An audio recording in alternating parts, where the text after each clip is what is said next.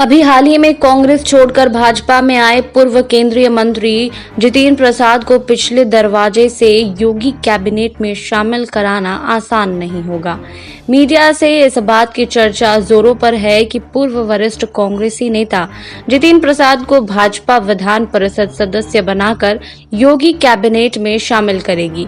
चर्चा इस बात की भी है कि अगर जितेंद्र को एमएलसी बनाकर योगी कैबिनेट में शामिल किया जाता है तो यह भाजपा के लिए आत्मघाती फैसला साबित हो सकता है, क्योंकि पार्टी में जितेंद्र को लेकर अभी से ही विरोध के सुर मुखर होने लगे हैं।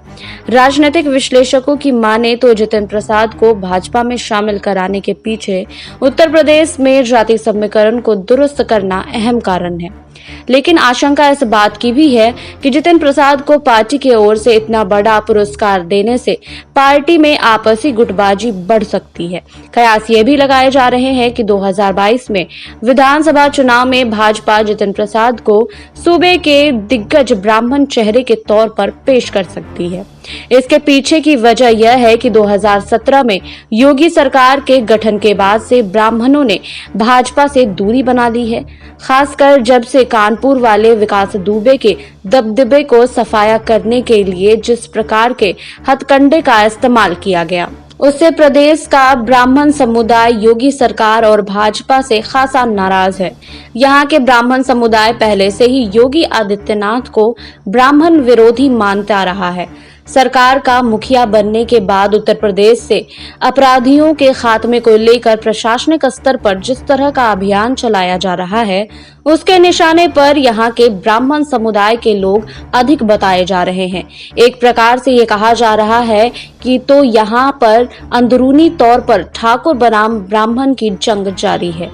वहीं आपको बता दें कि राजनीतिक विश्लेषकों के कुछ धड़ों में इस बात की भी चर्चा की जा रही है कि 2022 के विधानसभा चुनाव में जितेंद्र प्रसाद से भाजपा को कितना फायदा होगा। इस सवाल पर राजनीतिक विश्लेषकों की अलग अलग राय है। कुछ विश्लेषकों का मानना है कि उत्तर प्रदेश के ज्यादातर ब्राह्मण मतदान जितेंद्र प्रसाद के साथ नहीं है। हालांकि सूबे के ब्राह्मणों को एकजुट कर अपनी पैठ बनाने के लिए जितेंद्र प्रसाद ने अभियान भी छेड़ रखी है। उन्होंने 2020 में ब्राह्मण चेतना परिषद की शुरुआत की। वह हाल के महीनों में अपने ब्राह्मण चेतना संवाद के माध्यम से ब्राह्मण मतदाताओं को जुटाने का प्रयास कर रहे हैं, लेकिन इससे उन्हें कुछ खास फायदा मिलने की उम्मीद दिखाई नहीं दे रही है। इसके पीछे अहम कारण उनका पूर्व कांग्रेसी होना है। प्रदेश के ब्राह्मण बहुत पहले ही कांग्रेस से किनारा कर चुके हैं और जितेंद्र प्रसाद का कांग्रेस छोड़ने के पीछे एक अहम वजह यह भी है कि पार्टी में ब्राह्मणों की सुनी नहीं जा रही थी। वैसे तो उत्तर प्रदेश में ब्राह्मण मतदाताओं की संख्या 10 से 12% है, लेकिन यह 12% मतदाता करीब 25% मतदाताओं को अपना गंभीर प्रभाव छोड़ता है। उत्तर प्रदेश में विधानसभा का चुनाव अब कुछ ही महीने बाद होने वाला है। भाजपा और राष्ट्रीय स्वयंसेवक संघ इस बात को लेकर चिंतित है कि वर्तमान की योगी सरकार सूबे के ब्राह्मणों के खिलाफ है। हालांकि यह बात दिगर है कि उत्तर प्रदेश की सरकार में आधा दर्जन से अधिक मंत्री पद और संगठन में कई अहम पदों पर ब्राह्मण बिरादरी के लोग के बैठे हुए हैं और बावजूद इसके सूबे के ब्राह्मणों में भाजपा की छवि अच्छी नहीं है। उत्तर प्रदेश में पिछले करीब 3 सप्ताह से सियासी हलचल जारी है। यूपी में कैबिनेट विस्तार और जितेंद्र प्रसाद का भाजपा में आने को लेकर राजनीतिक चर्चाएं जोर शोर से की जा रही है, लेकिन इन सब के बीच केंद्रीय रक्षा मंत्री राजनाथ सिंह पूरी तरह से चुप्पी साधे हुए हैं। जितेंद्र प्रसाद को भाजपा में शामिल किए जाने के बाद पार्टी के राष्ट्रीय अध्यक्ष जेपी नड्डा और प्रधानमंत्री नरेंद्र मोदी ने बधाई भी दी, लेकिन इस सब के बीच उत्तर प्रदेश में सियासत के सबसे बड़े चेहरे में से एक राजनाथ सिंह पूरे परिदृश्य से बाहर दिखाई दे रहे हैं। देश में 2014 के लोकसभा चुनाव से पहले का ऐसा दौर था जब उत्तर प्रदेश की राजनीति में राजनाथ सिंह और योगी आदित्यनाथ को दो ध्रुव माना जाता था, लेकिन वर्तमान राजनीतिक परिदृश्य में स्थिति बदली हुई दिखाई दे रही है। राजनीतिक विश्लेषकों की माने तो वर्तमान राजनीतिक परिस्थितियों में राजनाथ सिंह ने खुद को सूबाई सियासत से खुद को दूर कर लिया है। यही वजह है कि चाहे वो जितिन प्रसाद को भाजपा में शामिल कराने का मामला हो या फिर योगी आदित्यनाथ को केंद्रीय नेतृत्व द्वारा दिल्ली बुलाए जाने, किसी भी मामले में उन्होंने किसी प्रकार की टिप्पणी नहीं की है। वहीं राजनीतिक विश्लेषकों की माने तो उत्तर प्रदेश में फिलहाल जो राजनीतिक समीकरण बन रहा है, उससे तो यही कयास लगाया जा सकता है कि भाजपा में शामिल होने के बाद जितिन प्रसाद को दो गुटों के बीच फंस कर रह जाएंगे। इसके पीछे अहम कारण यह भी है कि जातीय समीकरण सुधारने के लिए भाजपा ने उन्हें अपना बनाया तो है, लेकिन ब्राह्मण मतदाताओं ने फिलहाल उन्हें स्वीकार नहीं किया है। वहीं दूसरी ओर ठाकुर मतदाताओं का भी उन्हें समर्थन मिलने के आसार नहीं ही दिखाई दे रहे हैं।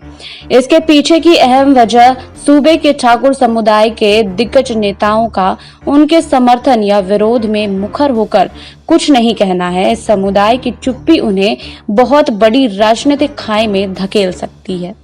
वहीं आपको बता दें, इससे पहले जितिन प्रसाद राहुल के करीबियों में पहले ऐसा नेता नहीं है जो नेतृत्व संकट के समाधान की गुंजाइश नहीं होता देख पार्टी छोड़ गए थे।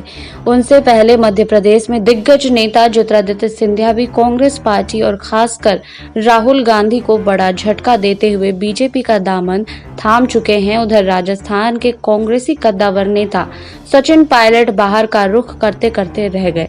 सिंधिया और पायलट दोनों ही अपने अपने राज्य के पुराने नेतृत्व थे। पायलट तो रुक गए, लेकिन बीच बीच में उनका बगावती सुर अभी भी सामने आता रहा है।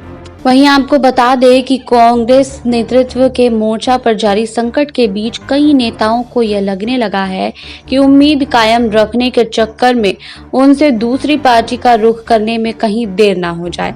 कांग्रेस यह बात अच्छे से समझ रहे हैं कि जब जब पार्टी को पराजय मिलती है तो राहुल और प्रियंका गांधी के करीबी युवा नेता बगावत की पहली पंक्ति में खड़े हो जाते हैं। उत्तर प्रदेश, उत्तराखंड, गोवा और पंजाब के विधानसभा चुनाव में कांग्रेस के प्रदर्शन से तय होगा कि निकट भविष्य में पार्टी खुद को दोबारा खड़ी कर पाएगी या फिर उसकी दुर्दशा की दस्ता और लंबी होगी।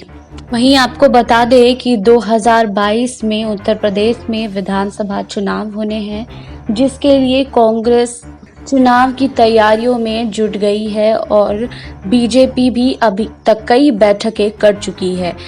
लिहाजा आपको बता दें कि उत्तर प्रदेश चुनाव के लिए सभी पार्टियां खुद को मजबूत करने में जुट गई है। इसी के बीच कुछ दिनों पहले जितिन प्रसाद ने कांग्रेस का दामन छोड़ बीजेपी का दामन थाम लिया, जिससे ये कयास लगाए जा रहे हैं कि बीजेपी जितिन प्रसाद को ब्राह्मण मतदाताओं को आकर्षित करने के लिए यूज करेगी। आपको हमारी रिपोर्ट कैसी लगी हमें कमेंट बॉक्स में लिखिए। बाकी और खबरों के लिए जुड़े रहिए SPN 9 न्यूज के साथ।